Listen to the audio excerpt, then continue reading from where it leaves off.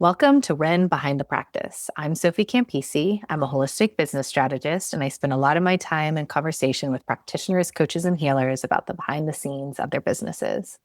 What I started noticing is that some of the most honest, important conversations about building a practice were happening quietly, one on one, behind the scenes, and often in isolation. Most practitioners are incredibly skilled at the work they do with their clients, but very few of us were ever taught or trained in how to build a successful startup business. And suddenly we've been left to figure it out on our own. This podcast exists to bring those conversations forward, the dreams, the uncertainty, the highs and lows, the recalibrations, and the messy middle. My hope is that by normalizing these conversations, we can soften the stigma, feel less alone, and start closing the gaps together. Today's guest is Molly Rose Levine. Molly is a depth coach, guide, and facilitator. After a decade of nonprofit leadership and social impact in arts and culture, she supports socially conscious leaders who are doing their inner work so that their leadership stays aligned. Molly, it's great to have you here. Thank you so much for showing up and having this conversation with me. I'm so happy to be here, Sophie. Before we look ahead, can you share with us a little bit more about the work that you're doing? Yes. So I am, as you said, a depth coach. I use a somatic approach. I'm a somatic practitioner. I work with socially conscious leaders, as you said. And when I talk about socially conscious leaders, I'm talking about folks who are leaders in their jobs, but I'm also talking about folks that are leaders in their communities or leaders in their families, people who are turning towards change. And yeah, I work with those people in a one-on-one capacity. I use a multimodal approach. So I draw from a few different somatics lineages, and this might be boring for people, but some Gestalt techniques. I have had the blessing of incredible teachers over the past years. And so, yeah, we do a little bit of everything, but it's all rooted in connecting with the wisdom of the body, in connecting with the intelligence that is there when we use a non-cognitive approach, and finding that inner leadership and reconnecting with power so that people can have more staying capacity when that pressure really comes on. How did you choose or start focusing on this target market? Yeah, I guess I saw myself in this target market. Before I became a practitioner, I was in the nonprofit world for 10 years at the intersection of arts and culture and humanitarian aid. And I had consulted, by the time I left that world, I'd worked with hundreds of leaders of different types of civic and social impact projects at every stage of success. And everybody from community groups to larger, like UNHCR, Save the Children type folks.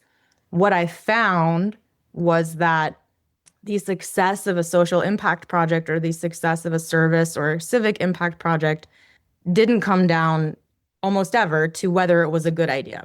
It always came down to how much the team could be congruent, how much they could live in reality with each other, how capable the folks are of right sizing their project so that it would succeed at the level that it was moving and be sustainable, and how much people could be humble and actually bring in the correct stakeholders and the correct leaders and listen to the right people to actually have the impact that they wanted to have. And so I just felt like we really need this. We don't have that many examples right now, or as many as I would love for us to have, of leaders who are aware that their inner work is a reflection of the quality of their decision making as a cultural leader.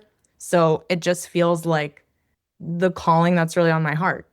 So you connect now with your clients in a more, for lack of a better term, B2C way. Like you're going straight to individuals versus like B2B, like working with institutions or nonprofits that way. Yes. And honestly, I mean, since this is a business conversation, I'm curious about what it would be like to work directly with businesses, but I work with folks one-on-one. I've focused on connecting with folks one-on-one.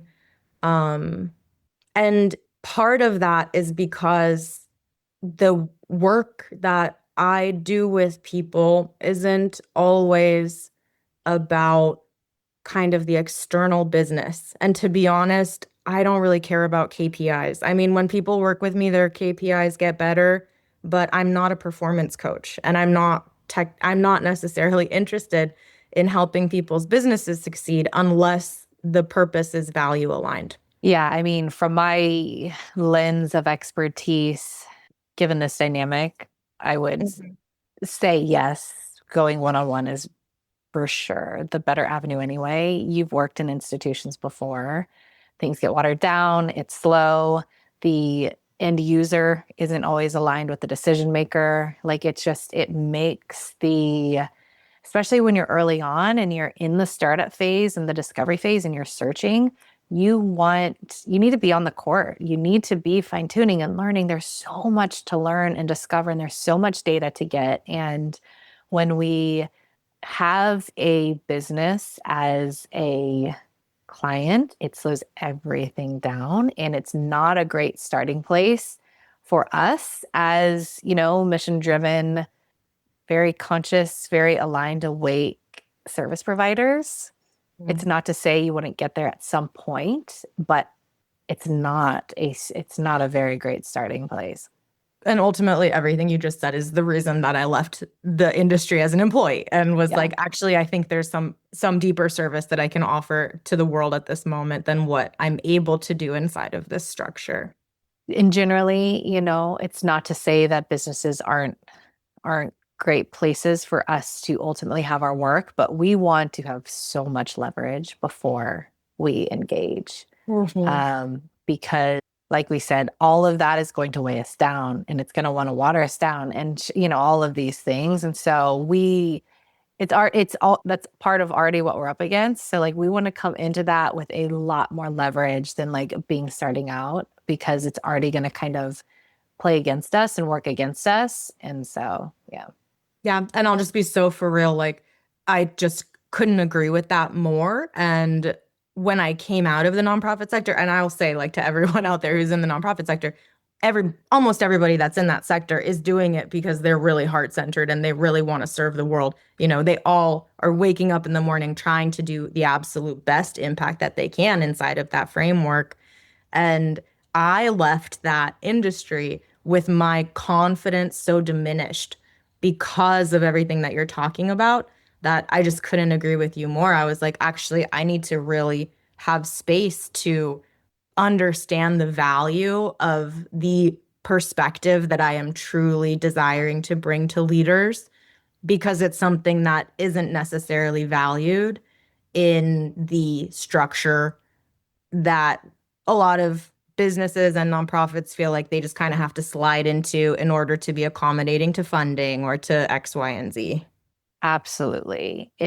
You and I talked before we started recording, but I'm going to repeat this here. I've also done work in the nonprofit world, and I did some AmeriCorps projects early on, and I did some work for the Boys and Girls Clubs and did some education projects there. And then when I was in law school, focused, of course, on human rights law and asylum law and worked in NGOs as an asylum attorney. And I hope, and I told you this already, I hope to get back into some of these areas, but it won't be probably until much later in my career.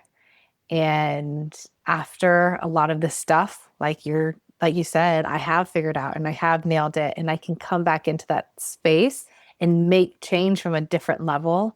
Because, yeah, I mean, I said this to you already before we started recording, and I had a mentor tell me this a long time ago. So many of us who are healers and the empaths and the energetics, we are so drawn to need that we'll find ourselves on the front lines, but very often it is not the best place for us to be, especially earlier on in our career defining years, as in like defining, like actually being on the journey in the process of getting that clarity and figuring some of these things out.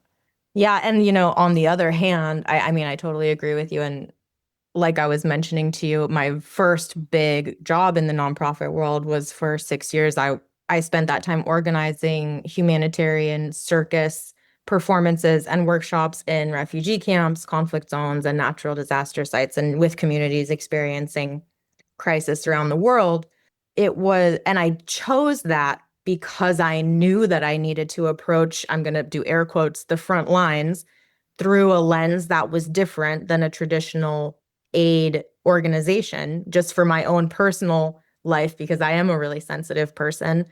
And then also, I touched the world of somatics for the first time doing that work before I even had the language for it. Doing that work that's so energetic and that's so about community resilience and generating processes of release and relief and recreation for people who are experiencing some of the worst experiences of their lives. I had this question as we were running these tours and as I was in these locations of like, how is it possible that so much is changing in this moment with very little physical infrastructure, but there's such a huge change, whether the audience is 20 people, 100 people, 1,000, 10,000. And that, was 15, 16, 17 years ago. And it's brought me on this path of somatics of why can we change? Why can we change and how do we do that? Yeah, it's so true. Yeah, such a good perspective on that and amazing. So just huge shout out and acknowledgement to you for all of the work that you've done already to be at this point. When you look ahead to the next 6 to 12 months, what goals do you have for your work? My big goals for my business in the next 6 to 12 months are building my community and building my trustable, quotes again, funnels. I'm learning about all that stuff. I am doing my email sequence for the first time. I just created my first ebook to try to support people in joining that email list. And yeah, building trust. I'm kind of like reintroducing my niche, my language that I'm using. I've been spending the past couple months just really honing in on who I'm actually trying to talk to. So it's a big audience growth moment for me. And yeah, just trying to kind of reach another level of stability with a building a trusting community around my business. Trust is it's everything and it's absolutely under talked about and undervalued, I think, in how people are giving business advice or teaching it. And I hear it talked about, like trust, you build trust, but like really understanding it uh, at the core of why and how and shifting our I use the very simple metaphor often with people that I work with of approaching building of our mission driven practices, businesses, work like gardening versus hunting. And it's so simple. And of course, we hear hunt, hunt, hunt. And it's not that hunting is wrong, it's just it doesn't really work with the types of businesses that we are building in a way that I've been able to really understand in my body and in my nervous system. Trust building is to continue to go back to that metaphor of tending to, right? Like tending to, consistent tending to of, right? The community, of the people, of the conversations. It's not this make or break moment ever. It's not like one thing is going to like make or break it, like hunting, and hunting it is. It absolutely is and it does. And so I totally understand and see why a lot of what is taught and a lot of the vibe and the energy around what's taught has that sentiment. But for us, it's like really coming out of that. And like for me, like trust, it's like being a good person, being a steady person, being consistent, not needing to be grandeur, doing all these things. It's like your garden outside, you need your, five basic things. You mentioned a couple of them just now, these five business foundations that you need. And then it takes consistency and authenticity and just showing up and continuing to like tend to it. And to me, yeah, that is the type of trust you're talking about. And that's the type of trust I'm talking about. It's the type of trust that we need. And we need more conversations around that in a way that I think helps us bring it back into like what we know trust to be as individuals and as our service providers. but then like bridging that into how we're building the business and like translating that energy all the way through something that I think sometimes there's this like multiple personality thing. It's like us as the service provider, but then us as the business person. And like the energies can be so different, if that makes sense. That's exactly what I was just thinking about actually as you were talking. Because one thing that I've been up to this month is I integrated my Instagram accounts. I started a business account 2 years ago when I decided to become a somatic depth coach and was slowly growing it. I have my personal one, but I was doing some work around my business values and I realized that one of them is coherence, meaning every part has a place. And something I just love that you said that because something that has really surprised me about this process of starting my own business and putting myself out there as an individual service provider is that I didn't even realize how hard it was going to be to stand on my own perspective after being a leader of organizations for so long, where it was very easy for me to champion those organizations, do their video, do the web, all the stuff. It was no problem because I felt so clear about their thing. And I didn't even realize that part of that clarity was also diminishing my own personal perspective and how valid it is.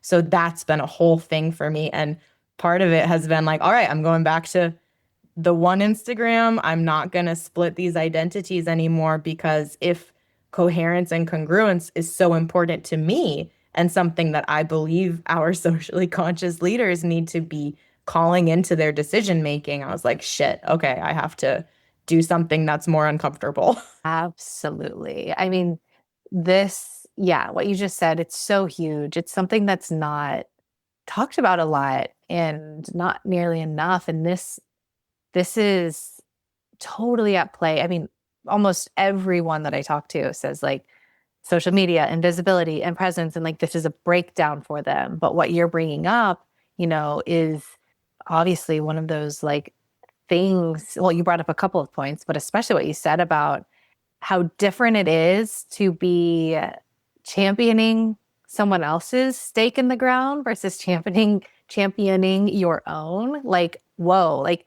totally different playing fields, like incomparable experience and vulnerable in all of these things. And yeah, and what you're saying, it's so true. It's like I've heard people say this, some version of this. And for me, like my version is kind of like, there's always going to be like haters. There are always going to be people that have thoughts and opinions. And what really matters for us, going back to the trust, is that we know who our people are, and we just talk to them because that's really all that matters. Anyone else's opinion, just like it doesn't matter, but it's still everything they are saying. It's such a big shift.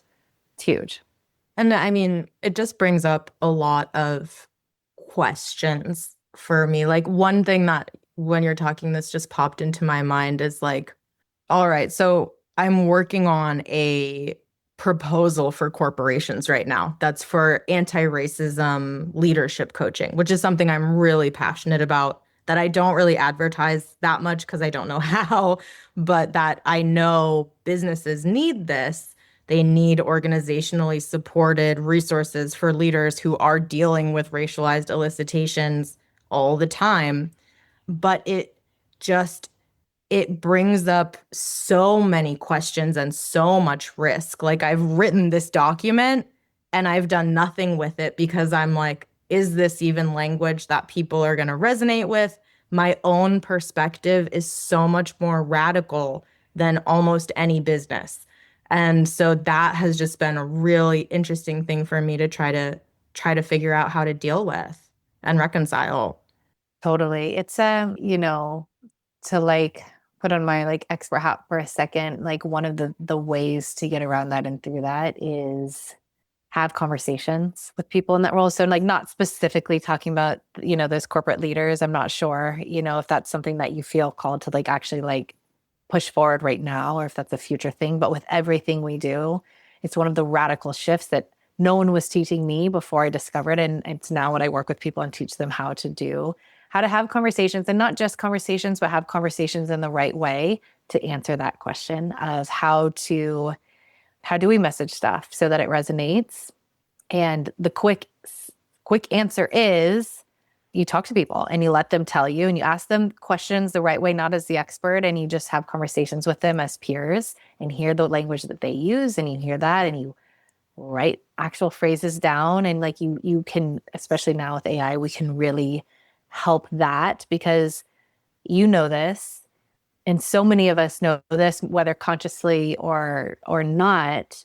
The more qualified and the more expert we become at what we do, the harder it is for us to remember where we were before we became an expert. And that ironic gap, and sometimes massive gap, that happens when we go so deep into our work and we get so good at it. And then there's all of a sudden this, wait a second, now how do I talk about it? How do I talk to my people? Like, is this the right language to use? Are these the right words? Are these the right, phrases? And what side of this should I be addressing? It's like this ironic double-edged sword of expertise. And so often we'll see people that we know aren't as good at this, or they're not as qualified, but they tend to be doing well in their business. This is part of why, is because like they haven't gone as far. They're actually not as qualified. They're actually not as deep. And so it's way easier for them to talk to the person that's standing right next to them than it is for us who have like gone really deep into the work and we're so good at what we do. And then we're like, wait a second, hey, where is everyone? Right? It's just like, it's so ironic. But yeah, Yeah, I co-sign. I mean, yeah, what you're saying, it's like, it's just, I'm laughing because it's a problem that, yeah, I guess it's ironic. It's a problem that should be a good problem to have. But when it comes to business, it's not. You would think, well, I'm so good at what I do, so that should be not a problem, or that should really help me and support me when it comes to my business. And it doesn't. It just I'm it doesn't. I'm laughing because I just really agree with that. And I think about like the clients that I do have, how much they get out of our work together, like the testimonials that they give, like the feedback that they give at the end of sessions of how powerful the work is. And I'm just laughing because I'm like, yeah, it straight up doesn't translate to me knowing how to talk about that on the internet. I know, I get it firsthand. I was in that. Like I floundered in that for so many years, which, we've talked about it. It's how I ended up doing what I do now. So I get it. It's such a thing. Okay. So going back to your goals and what you hope for this chapter going into the next chapter, laying some of these business foundations, which I'm assuming has to do with getting better and more consistent client flow so that you can flow a little more with your business. What do you feel like you need to do to get there? Or do you feel like you're guessing? I felt like I was guessing for a very long time through several business coaches, or at least one that I spent money on that I wished had been better for me. But right now, I'm working with a business coach that's actually been quite helpful for me. And so I feel that what I know I need to do is wrap my arms around my flow desk and email strategy. I have about 100 people on my email list, and I have never really like turned that funnel on. So I know that's the step that I'm on right now. I also feel like I know that the I need to keep like what we're talking about right now. I'm just literally in the middle of relaunching that new language and continuing to play with the words that are really going to be speaking to the folks that I am helping, and getting more consistent in my visibility online, and kind of letting go of some of the stress and kind of letting it be chiller to show up in a more authentic way on the internet, to be a little bit more honest about the ways that I am weird and have my own hot takes and perspectives that not everyone agrees with. It's so paradoxical coming into doing this kind of work because I didn't know at first. And now I'm really, really learning. I'm like, oh man, you just really have to be yourself in order for people to know that you're going to be the right person to help them. Totally. And I think something that you said about, in my experience as a practitioner trying to figure it out, and now knowing what I know, I think that part of why it can feel so shaky is because we don't know if the action that we're taking is the right action. And that Mhm. is just such an uncomfortable place to be in, especially for most of us. And so many people that I talk to, they still say, "Oh, I just need to be more consistent. I need," and I'm talking to them. And sometimes I say it to people, sometimes I don't. I'm like, you don't have an effort problem. You don't have a consistency problem. That is like not, it's like very rarely, if ever, a problem that anyone that I'm talking to actually has. But because we don't have that solid strategy that we That's know will work, then we don't know if the action we're taking is actually going to move the needle. Is this the right action? Am I building the right thing? Am I investing my time, energy, resources into the right thing? And it can cause us to not show up fully because it's this constant kind of like, and it affects our personality. It affects how we show up. Because I think that most of us actually would show up fully and do all of the things, but there's so much mental and other drain in real estate that is taken up by wondering, is this the right thing to focus on? That it actually affects how we do show up because that other hat that we're wearing or the other 10 hats is just like, and then when it comes time for us to just show up and do the thing, we're just like, we're diminished a little bit more. I couldn't agree with that more because that's definitely been my experience. When I feel like I know, quote unquote, the right answer, then I'm doing it. But it is that question of, is this the right thing for me to do? What is the right language for me to use on this? Like, is it right to talk about this topic or that topic? I have a part of myself that really, really wants somebody to tell me how to do it right. And it's just not really possible. But I just, yeah, thank you for saying it like that because I think you're absolutely right. And when I know what I need to do, and in, my 10 years as a director of a nonprofit and as a manager, director, manager of programs, blah, blah, blah, it was completely easeful for me to take just the daily actions that you need to do the comms for your organization. And it is amazing how different it feels trying to figure it out just as an independent person out there. Totally. It's definitely one of the myths. Of course, people say it in this. I'm just showing up and this is about listening to people, but I'm saying it now.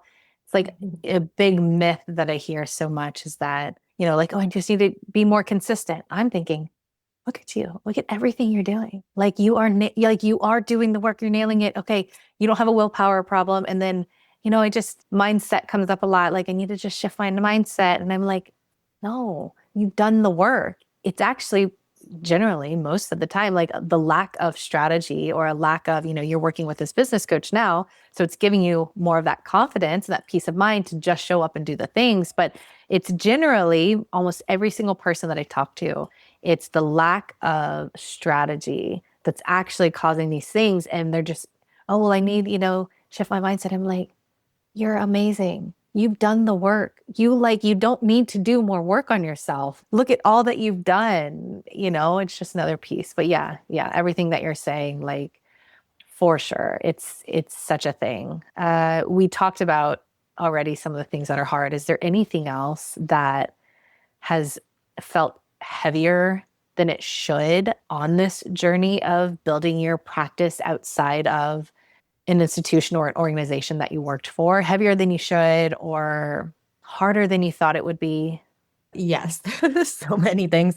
But I think the two things that if I were someone who was a little bit less far along the path listening to this, that I would want to know to be so for real, things that have felt like they're harder than they should have been. One is the way that the internet is, and also the way that we are in this moment globally and culturally right now. It's taken so much longer than I expected to succeed in my business. I still am not making the amount of money that I would love to be and am on my way to be making, but I have become aware through this process of my business that success is really comes down to like how long can you endure and continue to build your business. Like you were saying, the internet makes it seem like you can just do it. And like if you are gonna do it, then it'll happen. But it's so not true. And all businesses take money to start. Nobody starts a business with no money. And you need to have some kind of investment. Like I continue to angel invest myself on all of my months, no matter how much money I make, I'm still angel investing myself. And I feel so freaking grateful to be in a position to do that. I know that my business is going to inevitably be successful because of the quality of the work I do with my clients, but I've had to really humble myself and be like, there's no reason you should know how to do this. I worked in the nonprofit sector my whole career. No, none of my clients ever paid me, and that was comfortable for me. So it's a huge step for me to now be in a business environment where my clients pay me directly. And it just takes so much longer than you think it's going to take, and it's so much more expensive than you think it's going to be. And so that I'm coming to peace with it, but I felt so guilty and like I was failing so much by not immediately succeeding, even though I pivoted my career. I started a whole new way of being a service provider. I had to take my trainings to offer what I offer now, but I felt really, really ashamed of that. And that is like the surefire way to not succeed. What you just said is so, I wish everyone could hear that, whether they're new or not, because you and I talked about this briefly before we started recording. It's so harmful. Like I can see the direct harm that this, DIY, you should be able to do it 20K months overnight in a week. No, this is causing so much harm to people because it's not true. It's not true. I need to look up the data and get the actual numbers in front of me and say it out there on this podcast for people to hear, like the actual numbers and what generally it takes for people starting out in the startup, how long, and all of this stuff, because it's not true. And there's so much false narrative out there about what the journey should be like, and it is impacting us. It's harmful. It's harmful because everything that you said is normal. And like, I'll just say for the people that are there, like my first year in business, I did my, or no, yeah, my first year in business, I did my taxes and I claimed like $27,000 of income from my business. And there's a version of me that's like so stressed about that. But then if you actually look at the data for coaches and service providers and actually live in reality, I'm like, oh, I'm doing a good job. Like, actually, this is great. Like, if I'm going to be doing this as my career for the next 20, 30, 40 years, we're on a great trajectory, but it just doesn't, there's nothing out there that tells you that. And it is so just damaging. Yeah, that's a great first year. I mean, that's huge. Like Huge. that's huge. Like that's massive. Yeah, huge shout out to you. Well, thank you. And also like just, loving the version of myself that felt like that was a huge failure. And like for the people that are going to be listening to this who are going to be like, that cannot be what happens to me. Just like, yeah, bro, be with reality. Absolutely. And I want to ask you before we wrap up about the cost. If you're not able to get your work where you want it to go or what you know deep down is possible, what's the cost? What's the cost to you, to others, to the world? It actually makes me, I can feel like the sort of sadness when I think about it because the cost, if my business isn't successful, is socially conscious leaders who are aware that they have an opportunity to create change for themselves and for their people are if folks like that don't get the kind of support that I am seeking to offer people, which as I've looked into it is like an underserved market, the thing that we lose is authentic, compassionate, empathetic witnessing for people who need to be witnessed in their processes so that they can continue to have the courage to persevere in their leadership when everything around us is giving folks a reason not to. I think that is like really what's driving me in continuing to push my business forward and not succumb to the part of me that's like, when do I need to get a different job? How will I do this? Because I do just really believe that folks out there who are living in alignment with their values, who are trying to make decisions that are going to be in service to whatever you call it, a regenerative future, the great turning, the time that we're upon, like whatever you would call it, we need to be witnessed. We need to have deep listening. We need to be reminded what it's like to be fully present with one another. Those are the leadership skills that I am supporting people in maintaining. Not that they don't already have them, but so many leaders have so few places where they get to be the one that's receiving that presence without anybody telling them what to do, because the truth is that they know. And if we can quiet everything else, then our leaders can hear that and follow what they already know. The reason that people follow them already, right? Molly, thank you so much for joining me today to have this conversation.